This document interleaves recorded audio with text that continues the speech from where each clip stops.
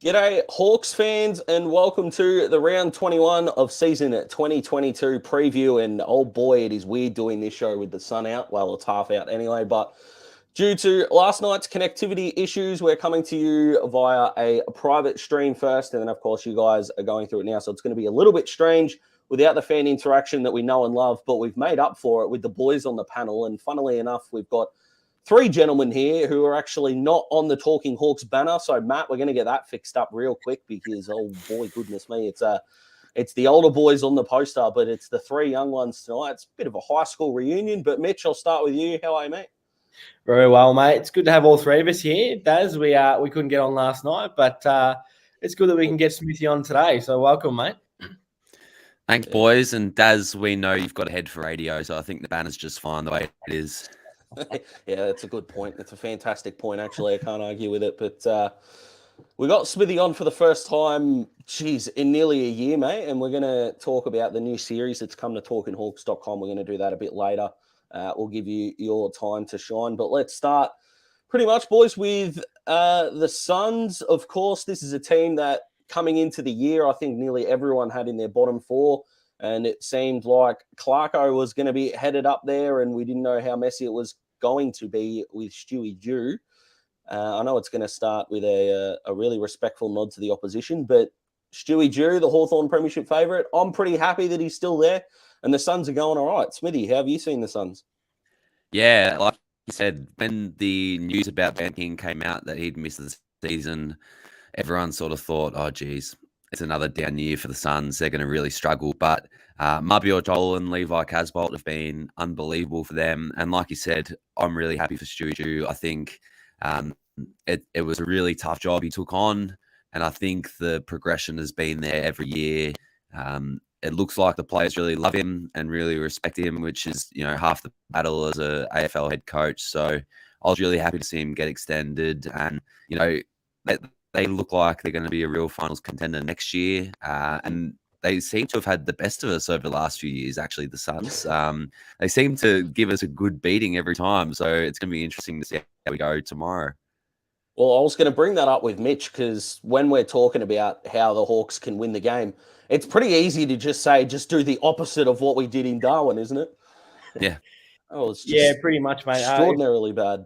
Yeah, if it's anything like that Darwin game, we're probably not going to win it.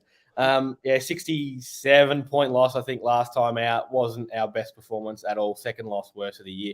Behind who we played last week in the Saints, and we were unable to get the job done backing up against them. So let's hope we can do it against Gold Coast. And as you mentioned, Smithy, it was really good to see Stewie Dew sign on. I think he got another 2 years, didn't he? They announced that a couple of weeks ago, which was good. I probably expected them to make a bit bigger push at finals this year.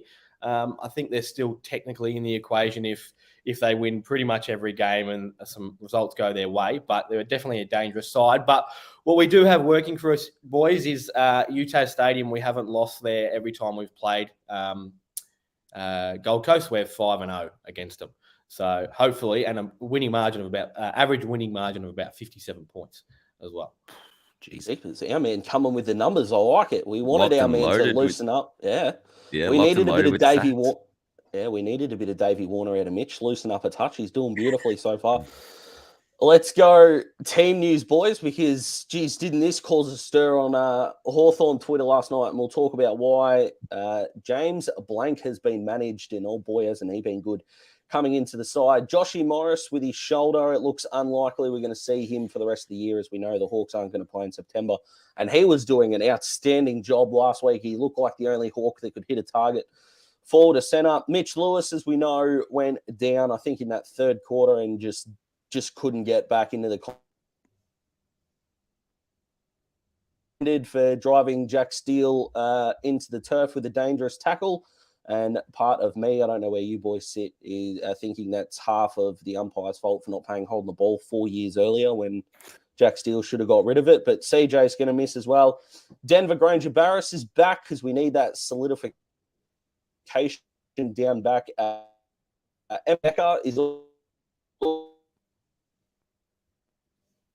in the 22. He was the sub. Don't know if we're losing you again, Daz. Have you got him? Yeah. But he comes into the 22. Nah, There are a few questions about it on Tin Hall Twitter as well about why there are 3 ins, 4 outs. No, I've got you, boys. Yeah, I We think good we've or got not good? Yeah, mate. It just went a little bit haywire there. I think we both lost Okay. momentarily, but you're back now by the looks of it. I've got our fingers crossed it's all right. Jarman Impey is back. Fingers crossed that he plays a forward. But we've got a debutant, boys. We wanted to see it in the back end of the year. And I'll be honest, of the 2 of the 2021 draftees, I honestly thought Ned Long would have been first. He's been emergency now, I think, 10 times, the second most in the competition, actually behind his son in Braden Fiorini. But Jai Sarong comes in, the brother of Caleb, of course. He's a bit taller than Caleb is. And he looks like a Jack Gunston-style replacement. That's all that it said in the draft notes, and it's who he was compared to. I was looking at Draft Central last night. So pretty exciting to see the youngster in, Mitch. Looking forward to seeing what he can produce, hopefully, for the last 3 games of the year. Yeah, it should be good, mate. I was a bit surprised as well with his selection, but hey, give the young kid a go. He was rumoured to make his debut a couple of weeks ago, I think, but he'll get a gig this week, which is good. I'm looking forward to seeing him because I don't know much about him. As you said, that he's been touted as Jack Gunston's replacement, and he's had a good couple of weeks at Box Hill. So let's hopefully he can kick his career off with a good week this week, and then play out the rest of the season, and then that'll bookend his preseason, and then head into next year. Yeah, it looks like we're going to have if he does play that high half forward role, in which he's done a little bit of at Box Hill or a wing, we could have a half forward line of Sarong, McDonald, and Butler, Smithy, which is making all of the draft nerds, myself included, extremely happy. Yeah, it's been a really awesome year with the draft class. You have to go back to 2004, probably to think of a more exciting time for a young crop of kids coming through.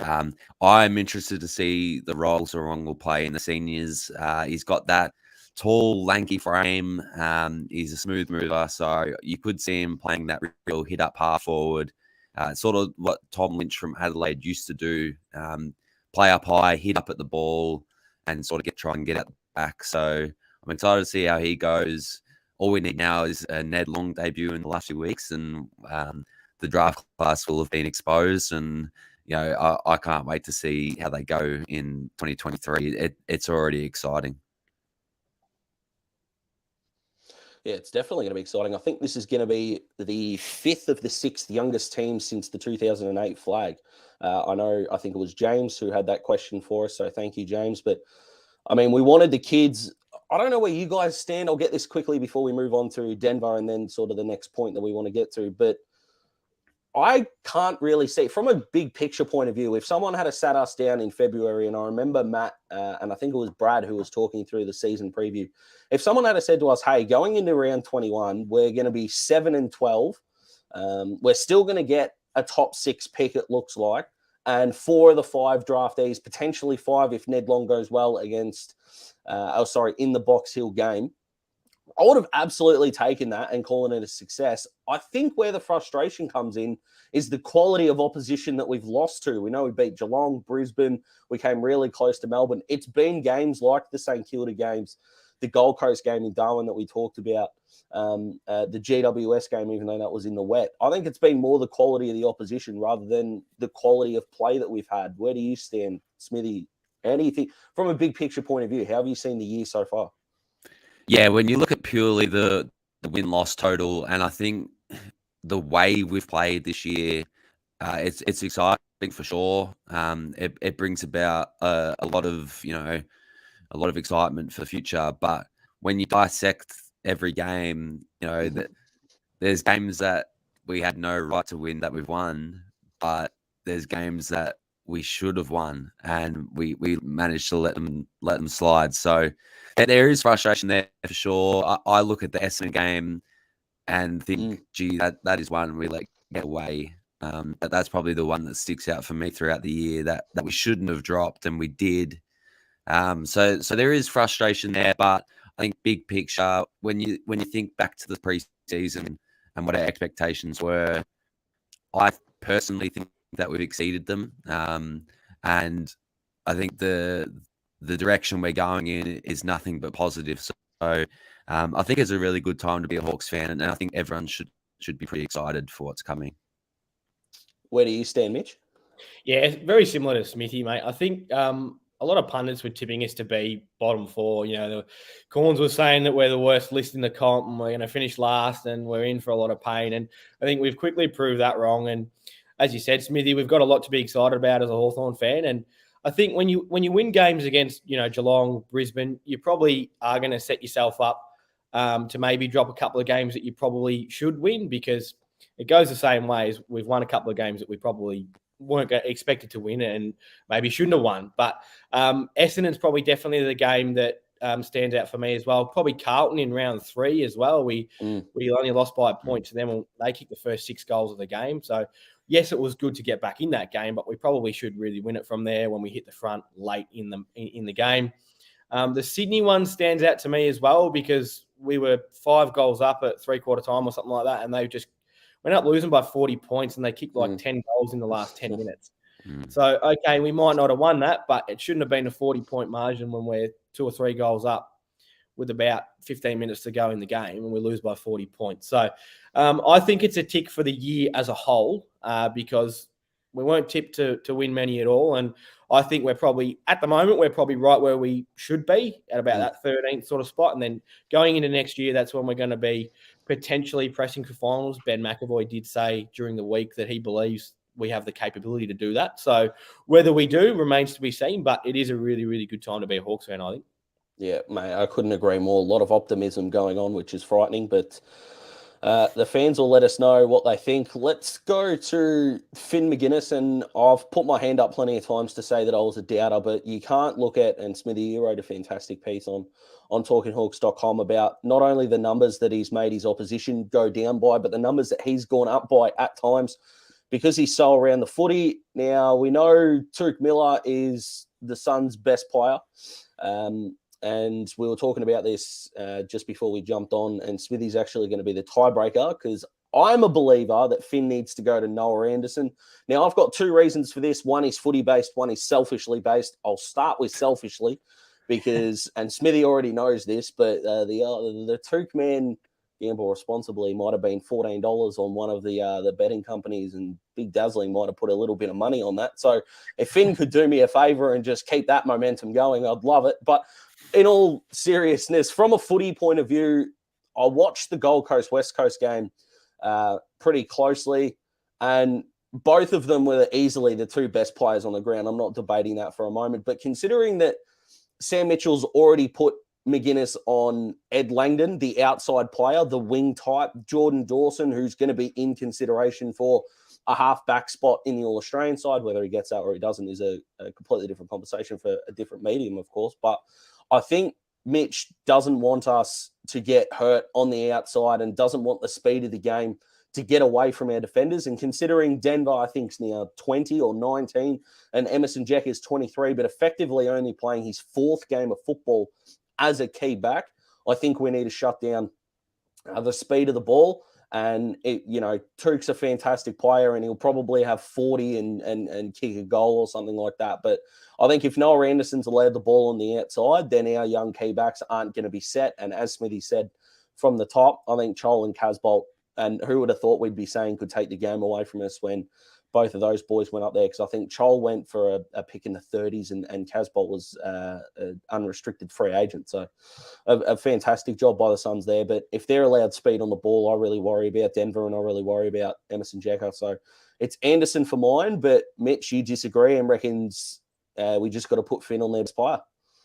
Yeah, and that's exactly why I sort of went towards Took. I'm just pretty old school, I think, in the fact that if you're going to tag, I think you tag the best player. And that's as simple as I like to keep it. It's pretty hard to argue with your Daz when you lay out those arguments as eloquently as you've done there.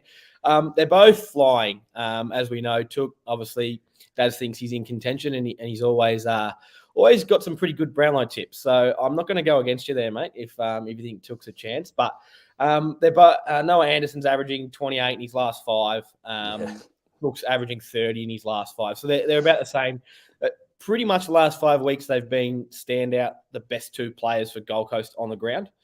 So I just think, if you're looking at possibly who's a little bit more dangerous, I think you're going to Took. He's probably the better player. But Mate, it's hard to argue with you when you bring up the pace and how we're going to try and beat them. So, yeah, Smithy, what do we think?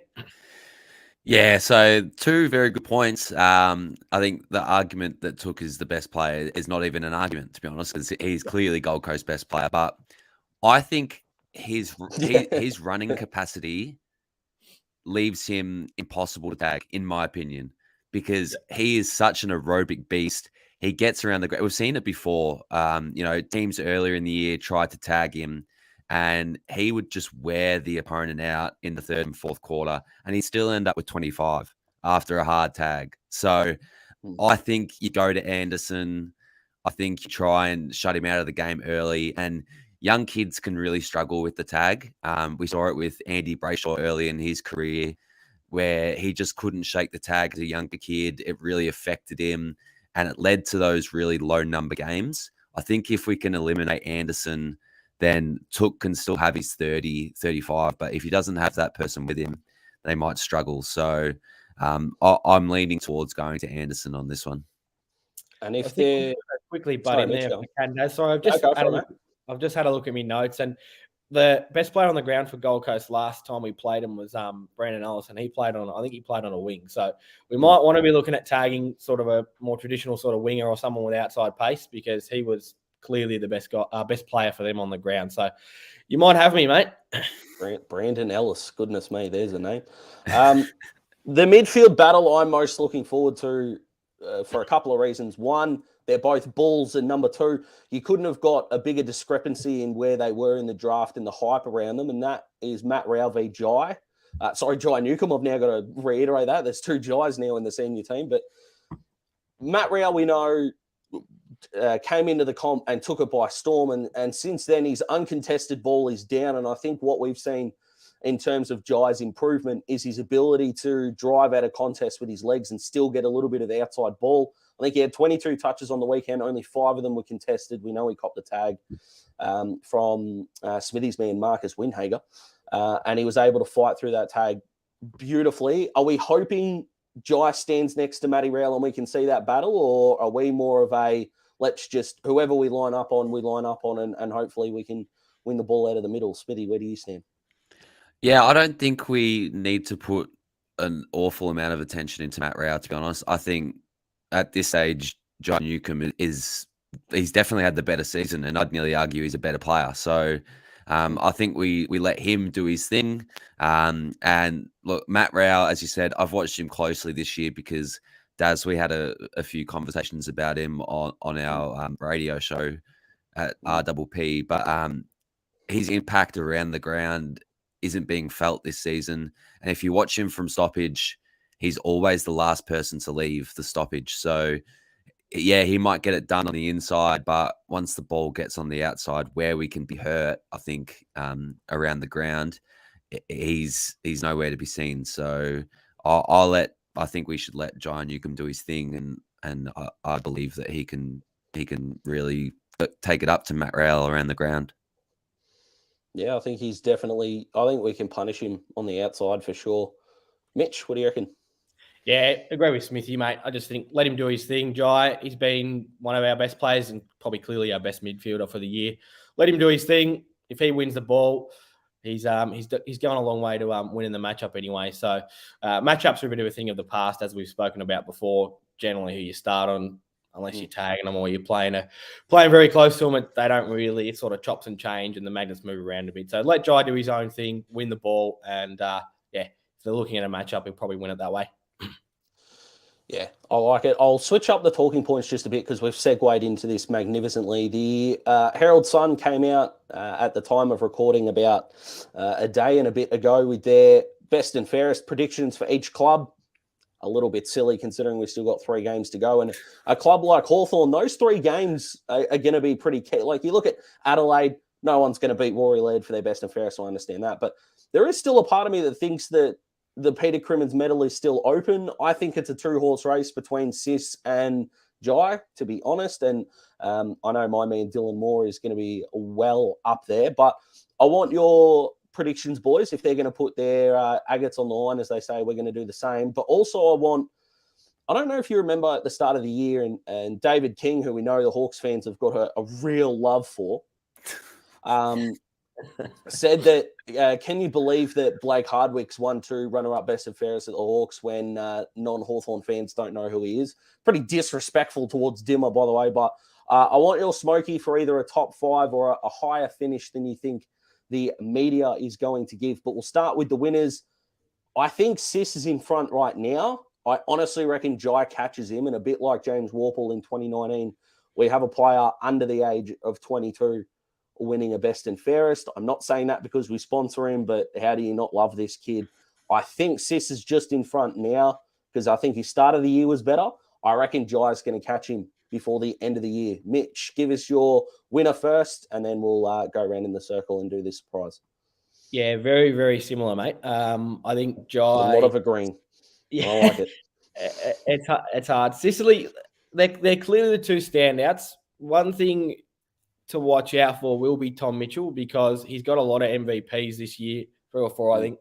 I don't think you've given it to him once, Daz, but no, I think he's gotten one. Yeah, I think he got one. He's got one. Okay. Yeah. I think he'll probably poll well as well, but I still think Newcomb and Sicily are the standouts. Sicily probably just ahead of him at the minute.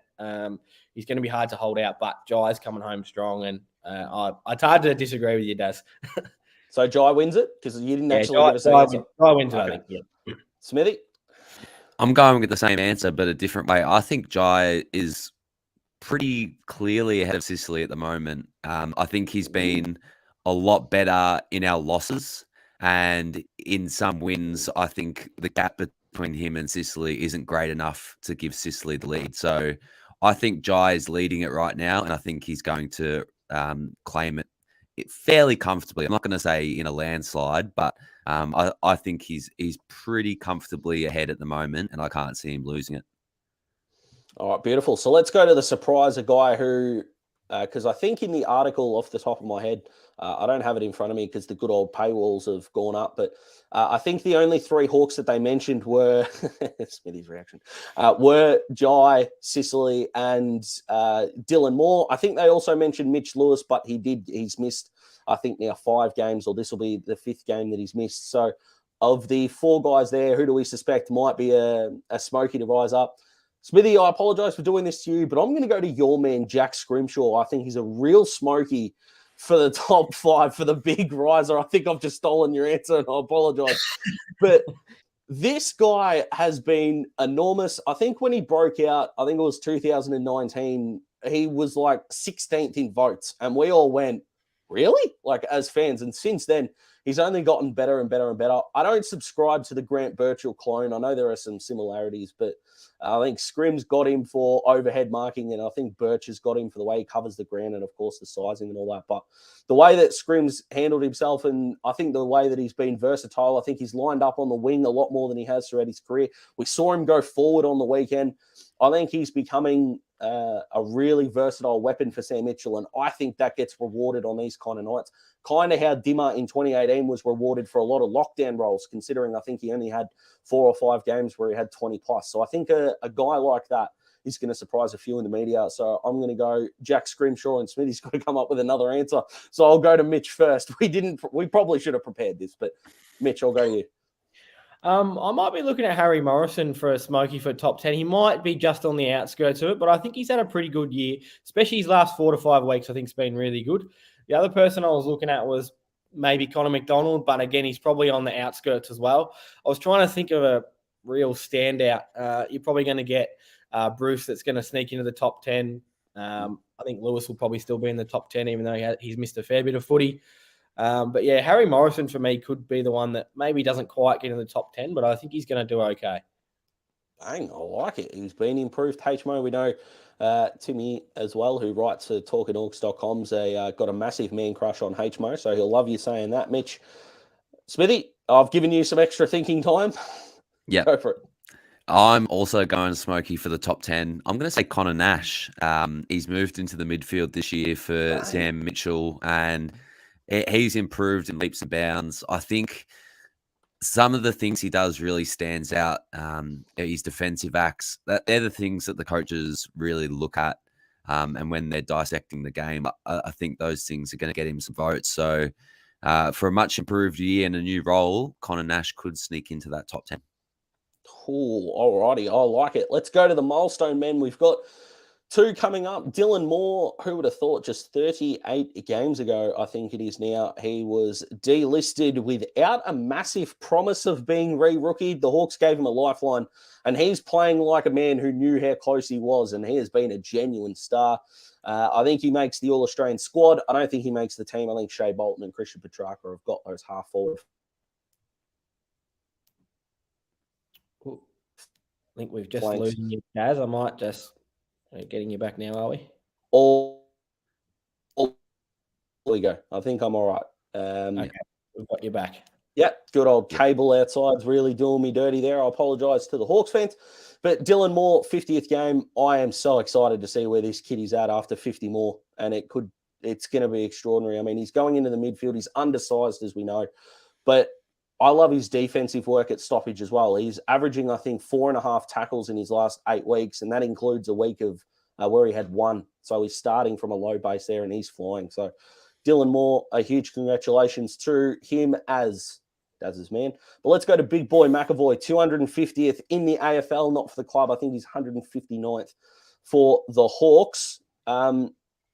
Does he go around next year? I know Tim put out a fantastic article on talkinghawks.com on Monday, so check that out if you haven't. We won't go over the massive highlights because they're all in there, and Timmy did a great job. But Mitch, if you're, big boy's got to make the decision, but surely as Hawks fans, and if you're in the Hawks administration, not only would we want him around, I think we need him. Your thoughts?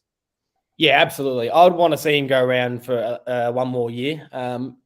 It's been frustrating that he hasn't been able to get out on the park, and the neck fracture was worrying in round 2 or 3 or whatever it was. But considering that he hasn't played a lot of footy this year, is probably going to help him.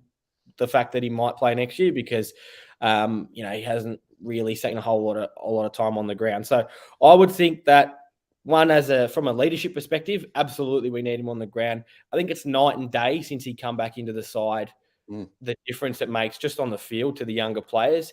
And when you've got a young ruck brigade with Reeves, Lynch and Ramsden, the things that they can learn from him with, just one more year in that side playing amongst him is going to be invaluable in the long run. They can teach, as Timmy suggested in the article, and I won't give too much away, but they're going to learn a lot from him. And I can't see why he wouldn't unless he feels the body's not going to get through another year. But with 3 other ruckmen, he doesn't have to play every game. He can, go out for little spells throughout the year if he's not going to get through the year, or every game throughout the year, sorry. But I would like to see him go on for another year. Yeah, 5-1 with him, 2-11 without him this year. Smithy, big boy. I think if he played the full year this year, it would be really touch and go whether he went around. But as Mitch alluded to, with that neck fracture, which thank goodness he's all good now, because obviously when you hear the words neck fracture, it sort of, sends shivers, and it's a really concerning sentence. But it's really good to see him back, and I think that's going to help him go around next year because he won't have the Ks on the body this year. And yeah, obviously we're a much better team with him inside, and he's still playing good football. He was a bit rusty in his first game back, but I thought last week against St Kilda he was really good, and he was one of our better players on the field, and sort of helped us get back into that game late. So I'd love to see him go around again personally. What a star. Yeah, I think so as well, especially with Max Lynch, who's had probably the unluckiest start to a career at a new club that we have seen.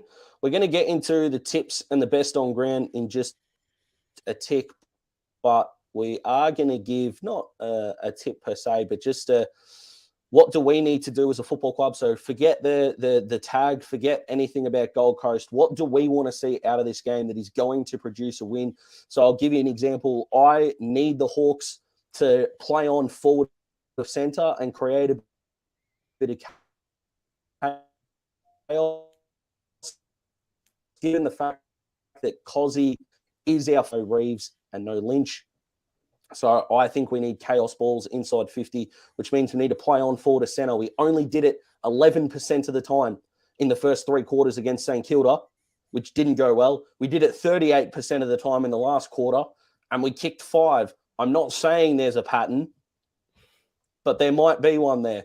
So play on forward of centre, create a bit of chaos, and don't let Sam Collins and Charlie Ballard dictate the ball in our forward half. Mitch, what do you want to see that's going to produce a Hawthorn victory, my friend? Just a consistent performance, mate. It's been really, really, really frustrating to watch us. As you already touched on, I think we kicked, 2 goals to just about 3 quarters and then kicked 5 or something in the last. Really frustrating. And I didn't actually catch a lot of the St Kilda game. And when I checked the scoreline, I was sort of glad I wasn't watching it, to be honest. And then I remember messaging you, Daz, and said, what's going on? Did we nearly pinch it? And obviously we nearly did. But just a consistent performance. We've had, quarters against Carlton, Sydney, Essendon, where they've just piled on the goals. And within the space of as little as 10 minutes, the game's completely taken away from us. So when you're having patches like that, you're not going to win many games of footy, are you? Like you got to play it as close to 4 quarters as you can. I think 3 and a bit is probably going to get it done with Hawthorn at the moment. I don't think they're at a stage where they're going to play 4, really impressive quarters. I can't remember a game this year where I've gone, okay, that's a complete game, as we're still a young group. So just consistency, don't drop off, be accountable, and just stay consistent throughout the game. It's going to go a long way to winning. Beautiful, I like it. And Smithy? Yeah, for me, it's forward 50 stoppages. I think with the smaller forward line this week, and as you mentioned, as Sam Collins and Charlie Ballard are 2 fantastic intercept defenders, I think we need to use our height, our lack of height, if you will, to our advantage, and forward 50 stoppages, tackles inside 50, like gold, and with players as dangerous as Luke Bruce, Jack Gunston around the goals, I think if you can get those forward 50 stoppages, we'll be able to cash in on those. So that's what I'm looking for. Yeah, the only need to have. That, mate. That's a really good point, because since round 14, our pressure rating inside 50 has been about 182, which is ranked 1 in the comp during that span. So we have played, I guess what you'd maybe consider weaker opposition during that span, but it's clearly been a formula for success for us.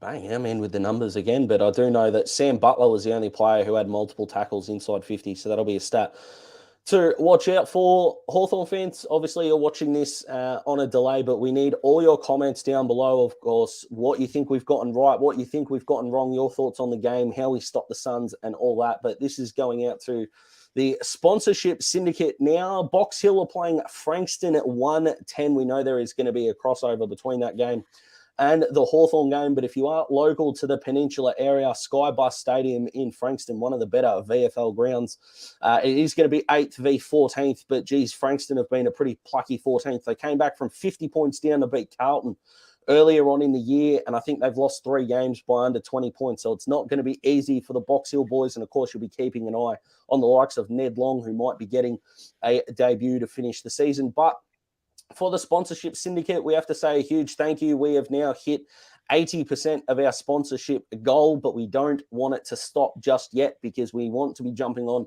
the AFLW train, getting on board one of the girls who should hopefully be able to join us throughout these live streams as the AFLW season is going. We're also working, the Hawthorn Football Club are also working on getting that game against Essendon from Port Melbourne to Marvel. We saw with the Women's Euro World Cup final, 89,132 fans were in attendance for that England and Germany final. And we know that Hawthorn fans are going to pack out Marvel for 2 reasons. 1, we finally got a team. We know what's happened there. And 2, any chance to beat the Bombers is a chance that we need to take in front of as many fans as we can.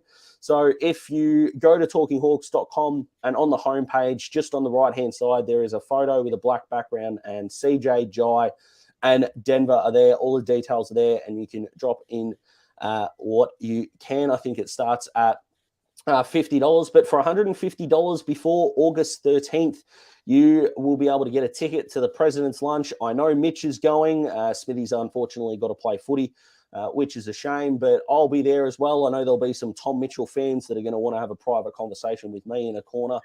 I get the feeling, but if you want to come along, August 13th, we're going to play Geelong. Good chance for the Hawks to get some revenge. I think the Cats got us late in the VFL season last year, which will be fantastic. And of course, those in the syndicate are going to be happy to know that the MCG tour with the Hawthorn players is still going ahead. It was supposed to be August 2nd, but with the AFL's sort of COVID contingency rules kicking in, that has been delayed to August 19th.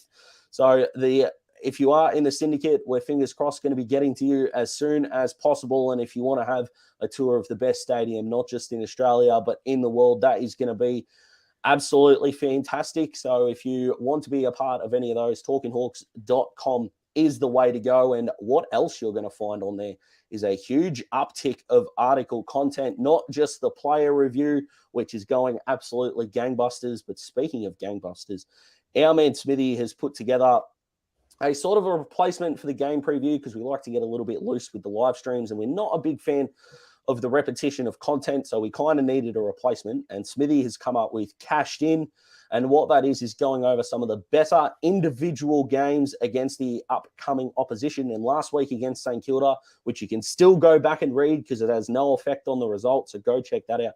We have got the Gold Coast coming up, which is going to be a bit more difficult, Smithy, considering we don't have the decades of history. But that'll drop at 5 o'clock tonight on Friday. So fingers crossed you catch that. But explain to us, mate, how you've managed to dodge the minefield of a lack of history against the Suns. Yeah, so the way I went into this one was I just looked at every game we've played against Gold Coast since their inception, had a look at some of the better individual performances, and I've actually ranked them 5 to 1.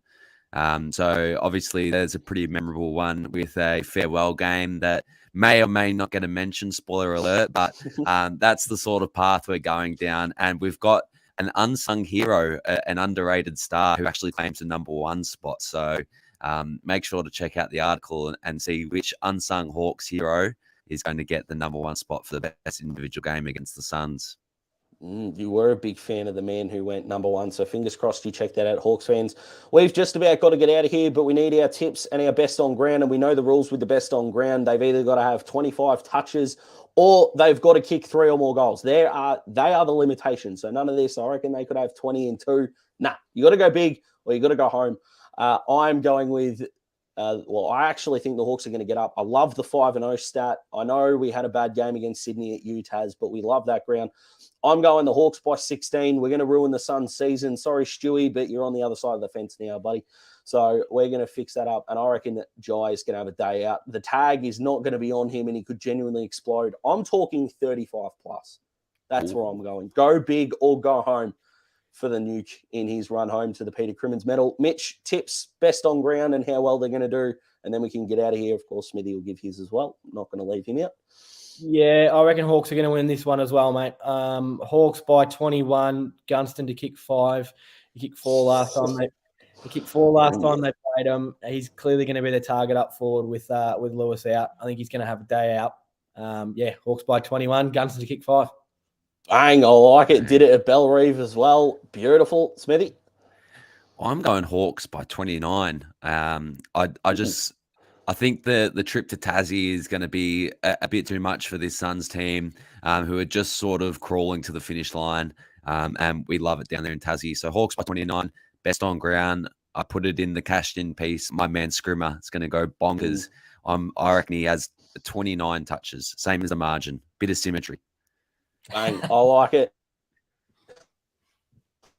Very Hawthorn fans, if you're not watching this would be great. We're trying to hit 1,000 before the end of the year, so fingers crossed you can do that. If you're not on Twitter, we are getting much more active on Twitter, so get involved there as well. Let us know what we got right, what we got wrong, your predictions, who's going to be best on ground, and the person closest to it is going to get a massive shout out in the review, so make sure you do all that. Gentlemen, thank you for joining us. To all the syndicates, we are going to get in contact with you ASAP about that MCG tour, which we can't wait for. We can't wait for the review, and we're going to get the fan interaction back because we've missed you guys. Fingers crossed the Hawks get a win. And gentlemen, it's been an absolute pleasure. Smithy, fingers crossed we can get you more common than once a year, but the cashed-in's been magnificent. And Mitch, I've really enjoyed your work, mate. You've loosened the shoulders up tonight, and I reckon you've hit a nice 90 off 65. Real plucky. Thanks, gentlemen. Go the Hawks, and we'll see you on Monday. Cheers, boys.